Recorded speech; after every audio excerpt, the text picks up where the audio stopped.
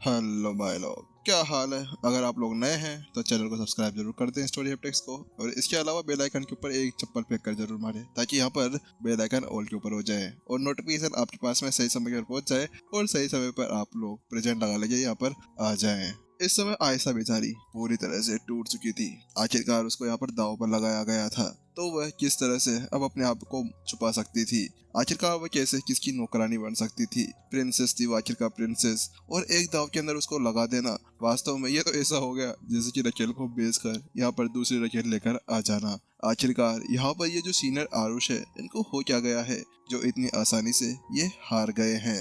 आखिरकार मैं इस बद्धे इंसान की कोई गर्लफ्रेंड या कोई नौकरानी कैसे बन सकती हूँ। अरे इससे बढ़िया तो यहाँ पर कोई गड्ढा वड्ढा हो जाए जिसके अंदर मेरे को बूर कर दफना दिया जाए। तो वहीं दूसरी तरफ पता नहीं कैसे लगता है जैसे यहाँ पर विपिन ने उसके दिल की आवाज सुन ली हो। वह कहती है, अरे मेरी नौकरानी कहाँ पर गई रे, आखिरकार इधर आ जा, इतनी ज्यादा मुश्किल से मैंने तेरे को जीता है, इधर आ और यहाँ पर मेरी पीठ वीठ को दबा, मेरी पीठ बहुत ज्यादा तेजी से दर्द हो रही है। यहाँ पर ब्लैक आई उससे कहता है, तो वहीं दूसरी तरफ तुम्हारी हिम्मत कैसे हो गई, तुम्हें यहाँ पर कैसे लगता है कि मैं एक प्रिंसेस तुम्हारे कंधे को दबा सकती हूँ। आखिरकार तुम चाहो तो मैं तुम्हारे गले को जरूर दबा दूंगी। उसके साथ में अब आयशा को बहुत ज्यादा तेजी से गुस्सा आना शुरू हो गया था। उसका पारा ऐसे करते हुए ऊपर की तरफ चढ़ता जा रहा था। वह जल्द ही उस द्वंद मंच के अंदर आ जाती है और वहां पर आकर वो अपना हाथ उठाकर बस ब्लैक आई को चाटा मारने वाली थी कि अचानक से उसका हाथ वहीं पर पकड़ लिया जाता है और पड़ा। अगले पर उसके गाल के ऊपर दूसरा हाथ आकर लग जाता है। जहाँ पर वो गई थी थप्पड़ मारने, वहीं दूसरी तरफ आखिरकार उसका गाल ही सुझा दिया गया था। अगले पल उसके होठों के पास में से खून निकलने लगता है। उसका गाल यहाँ पर पूरी तरह से मोटा मोटा हो जाता है। इस समय अब आयशा का तो बिल्कुल वास्तव में मन हो रहा था कि गड्ढा खुद जाए और उसके अंदर वह समा जाए। आखिरकार इस बंदे की हिम्मत कैसे हो गई कि इतने ज्यादा प्यारा गाल को इस तरह से थप्पड़ मारते हैं। अरे थप्पड़ की जगह यहाँ पर चुम्मा चाटी कर देता। वास्तव में चाहे से उसके गाल के ऊपर जो दर्द अभी यहाँ पर हो रहा था वह रियल वर्ल्ड के अंदर ना हो रहा हो, लेकिन फिर भी अभी सभी को यह पता चल चुका था कि आयशा कौन थी। आखिरकार यहाँ पर वह सिटी लॉर्ड की बेटी थी, तो उसके साथ में ही अब उसको अपना मुंह कैसे बाहर दिखाना चाहिए। आखिरकार वो कैसे यहाँ पर इधर उधर फिर पाएगी। उसे तो लगा था कि वह एक आलिशान जिंदगी जिएगी, यहाँ पर सीधा सीनियर आरुष के पीछे जाएगी, उनकी खातिरदारी करेगी और शायद उनको कुछ एक्स्ट्रा बेनिफिट्स भी दे सकती है, जैसे कि कुछ भी, जैसा कि आप लोग सोच सकते हैं। लेकिन अब क्या करे बेचारी, अब इसको यहाँ पर नौकरानी का काम करना पड़ेगा। अरे भगवान मुझे उठा ले, आखिरकार तूने मुझे इस दुनिया में क्यों भेजा, मुझे भेजा सो भेजा, आखिरकार तुमने यहाँ पर इस घटिया इंसान को कैसे यहाँ पर भेज दिया था। इतनी ज्यादा खूबसूरत लड़की को ये इस तरह से तमाचा लगा रहा है। तो वहीं दूसरी तरफ तुम्हारी इतनी हिम्मत कैसे हो गई कि क्या तुम यहाँ पर अपने मालिक के ऊपर हाथ उठाओगी। नौकरानी हो तुम, नौकरानी। आखिरकार तुम क्या वास्तव में यहाँ पर मरना वरना चाहती हो। विपिन वास्तव में इतना दयालु इसलिए हो रहा था कि यहाँ पर ये जो भी थी ना, वो उसकी स्टूडेंट की एक मंगेतर रह गई थी, इसी वजह से यहाँ पर वो उसको छोड़ रहा था, वरना वो तो कब का ही इसको इसी वक्त गाड़ कर रख सकता था। चल इधर आ और यहाँ पर मेरे पैर वेर दबा, इधर आके। वहाँ पर विपिन उससे कहता है, तो वहीं दूसरी तरफ मैं तुम्हें मार डालूंगी। यहाँ पर जो आयशा थी वह जोर से चिल्लाती है और फिर से उसको मारने के लिए आगे बढ़ने लगती है, लेकिन जिससे पहले कि वह आगे बढ़ पाती एक आवाज सुनाई देती है, बस बहुत हुआ। क्या तुमने यहाँ पर अभी जो अपनी बेइज्जती करवाई है वो काफी नहीं है, या फिर तुम्हें अपनी बेइज्जती और करवानी है। उसके साथ में जो आयशा थी वो पीछे पलटकर देखती है तो वो पाती है कि उसके पीछे और कोई नहीं खड़ा था, उसके डेड थे। उसके साथ में अब आयशा दौड़ती हुई सीधा उनके चरणों के अंदर चली जाती है। डेड डेड देखिए यहाँ पर इसने क्या किया, आपके प्रिंसेस के गाल को इसने सुझाकर टमाटर कर दिया है, आपको इससे बदला लेना होगा। इस समय यहाँ पर फिर से आयशा जोर जोर से सांसें ले रही थी, जिसकी वजह से उसके जो विचार थे ना वो और भी ज्यादा उछलने लगे थे।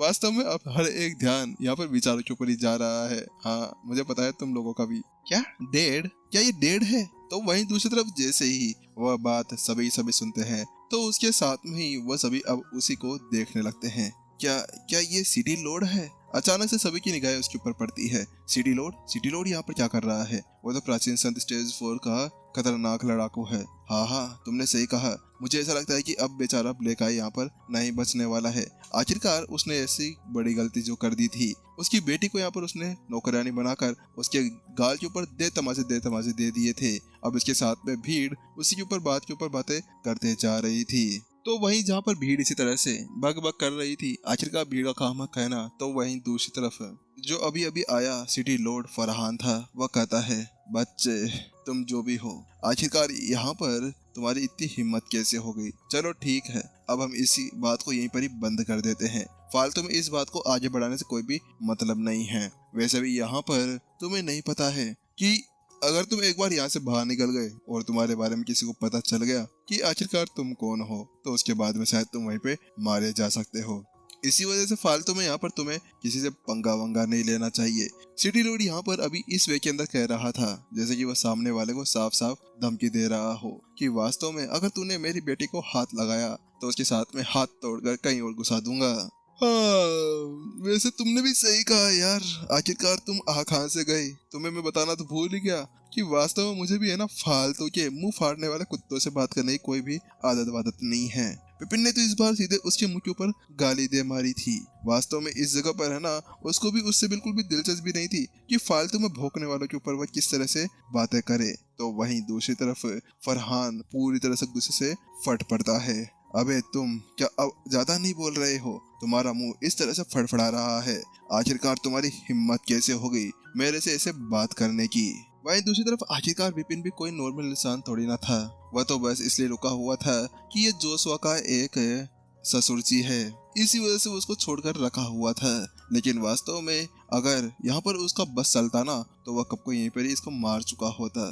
लेकिन क्या करे आखिरकार विपिन, वो अपने आप को समझाए हुए था। लेकिन इस समय तो उसकी जो गुस्सा था ना वो भी बहुत बुरी तरह से बढ़ चुका था। आखिरकार उसने यहाँ पर उस सिटी लॉर्ड के बारे में सब कुछ पढ़ लिया था। तो वहीं दूसरी तरफ, ओहो अच्छा ऐसी बात है, आखिरकार तुम्हारा कर्म खून बहुत ही ज्यादा उछल रहा है। ऐसा लगता है कि यहाँ पर तुम्हें एक अच्छा सबक सिखाने की जरूरत है। तो फिर क्यों ना हम लोग ऐसा करते हैं कि हम लोग यहाँ पर लड़ाई करते हैं, उससे पता चल जाएगा कौन कितने पानी के अंदर और कौन कितना बाहर है। तो वहीं दूसरी तरफ जैसे ही वह शब्द कहता है तो वही विपिन अपना मुंह फट से खोलता है और कहता है, अच्छा चलो ठीक है, तुम्हारी जैसी इच्छा, लेकिन हाँ यहाँ पर जो दाव होगा वो 4 लाख इधर सिक्कों का होने वाला है। क्या तुम तैयार हो? यहाँ पर विपिन ने अपनी अंगुलियां देखी और उनको गिनते हुए उससे कहता है, और अगर नहीं है तो फिर मुझे माफ करना, मुझे सोने के लिए जाना होगा। वैसे भी तुम्हारी बेटी ये नालायक सी नौकरानी ये मेरा कोई काम करती ही नहीं है। मैंने इसको बोला कंधे दबाओ तो ये उछलने लगी। इसी वजह से मुझे लगता है कि खुद ही जाकर किसी और से अपने हाथ पांव दबाने होंगे। लेकिन विपिन के वाण और विपिन के शब्द इतने प्यारे थे, इतने अच्छे थे कि जिसकी वजह से यहाँ पर जो फरहान का गुस्सा था ना वो उसकी एनर्जी साथ में बाहर निकल जाता है। आखिरकार यहाँ पर फरहान को गुस्सा नहीं आएगा क्या? विपिन की बातों के साथ में तो किसी को भी गुस्सा यहाँ पर आ सकता था। तो वही जहाँ पर वो अपने गुस्से को बाहर निकाल रहा था, विपिन कहता है, फालतू में मेरे पास में टाइम वाइम नहीं है, मेरा समय बर्बाद मत करो, मैं बड़ा बिजी इंसान हूँ। इसी वजह से अगर तुम्हें लड़ना है ना तो तुम अभी लड़ने के लिए आ जाओ। तो वहीं दूसरी तरफ फरहान कहता है, अच्छा 4 लाख इतर सिक्के, चलो ठीक है मैं तैयार हूँ। 4 लाख इतर सिक्के, चाहे से यहाँ पर जुआन युआन सिटी है ना उसके लिए बहुत ज्यादा बड़ी कीमत होगी। लेकिन फिर भी वास्तव में अभी इस समय वो पीछे भी नहीं हट सकता था। अभी अगर वो पीछे हट जाता है तो उसके साथ में उसी की बेइज्जती होने वाली थी। लेकिन यहाँ पर तुम जीते तो तुम्हें तो 4 लाख सिक्के मिल जाने हैं, लेकिन मेरा क्या, मुझे क्या मिलने वाला है? यहाँ पर फरहान कहता है। तो विपिन पूछता है, हाँ बताओ तुम्हें क्या चाहिए? तो फरहान उसे कहता है, ज्यादा कुछ नहीं, पहली तुम्हारी पहचान चाहिए, दूसरी यहाँ पर तुम खुद चलकर मेरे महल के अंदर आओगे, मेरी बेटी से माफी मांगोगे, इसके अलावा यहाँ पर शायद मैं तुम्हें मार भी सकता हूँ। यहाँ पर वह उससे कहता है। तो वही विपिन कहता है, हाँ मैं तैयार हूँ। तो उसके साथ में यहाँ पर अब वो कहता है कि अब जल्दी से शुरू करो। तो वहीं दूसरी तरफ फरहान भी रेडी हो जाता है और जल्दी से कुछ 4 लाख इतर सिक्के जो वहां पर उसकी रेफरी थी उसको दे देता है। तो वहीं विपिन भी एक टोकन के अंदर अपनी पहचान और एक खून बूंद की देकर उसके अंदर डाल देता है।